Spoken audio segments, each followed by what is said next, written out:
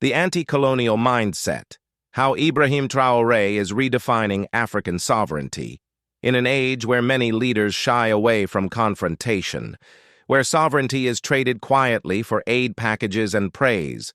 One man is standing tall, Ibrahim Traoré, not just as a president, but as the embodiment of what we now call the anti-colonial mindset.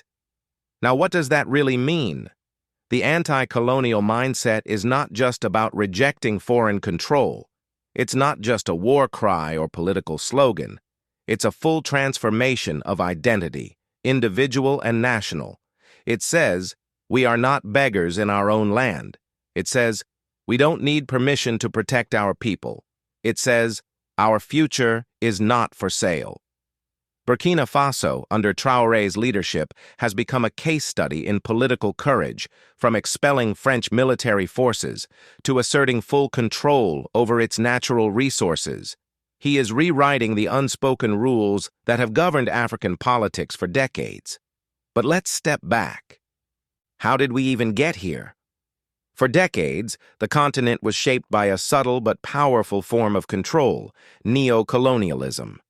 After the flags were lowered and colonial powers left, they left behind military bases, trade deals, currency systems, and even educational narratives, all still controlled from the outside.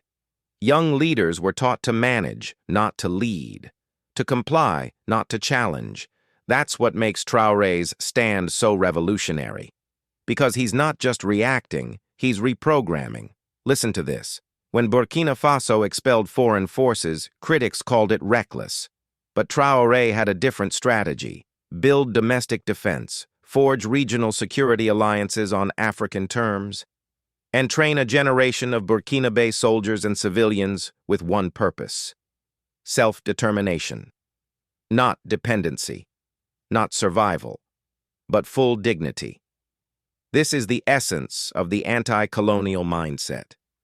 It doesn't wait for help. It builds alternatives. It doesn't ask for inclusion in global systems that never served it. It dares to create new systems. Let's talk about culture, because colonization wasn't just about land. It was about the mind, about convincing a people that their languages, spiritual systems, traditions were inferior, about making African leaders believe that leadership looked like suits, conferences, and approval from Paris or Washington. But Traoré's presence, his military fatigues, his pan-African rhetoric, his refusal to attend symbolic summits, that's not for drama, that's for reclamation. He is saying, we will define leadership on our terms. Power does not come from imitation, it comes from identity. And here's what's more powerful. He's not alone. Across the continent, millions of young Africans are watching him, from Mali to Niger, from the Congo to Cameroon. They're not just inspired, they're activated. Because the anti-colonial mindset is contagious. Once you see someone stand up, it's hard to stay sitting. It's in the viral speeches, the street murals, the social media videos that echo his voice. Africa will no longer bow. Western headlines often call him radical, militant, unpredictable. But those labels serve a purpose: to discredit what they cannot control. Because if Traoré's model spreads, it means an end to business as usual. It means African nations negotiating from strength. It means local ownership of oil, gold, and uranium. It means no more silent resource extractions wrapped in aid and diplomacy. It means accountability. And they fear that. Let's be clear. The anti-colonial mindset is not free. It comes at a cost: economic retaliation, media attacks, assassination attempts, visible and invisible. But the biggest danger Traoré faces is not external. It's internal. Because systems don't collapse with speeches. They collapse when institutions change.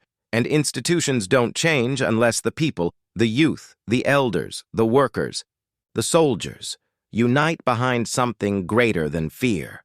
That's why this is not just about Traoré. It's about what he's awakening. The anti-colonial mindset isn't just a political position, it's a personal challenge. It asks, where are you still waiting for permission? Where have you accepted dependency as destiny? Where have you allowed your history to be rewritten by someone else? Because when a nation reclaims its mind, it reclaims its future. This is not just about Burkina Faso. It's about every place and every person who dares to be free. So the next time you hear the name Ibrahim Traoré, don't just think of a man. Think of a movement. Think of a mindset. Think of what happens when courage meets consciousness. This is the anti-colonial mindset, and its time has come. Thanks for watching. Please don't forget to like, share, subscribe, and comment. We appreciate your feedback.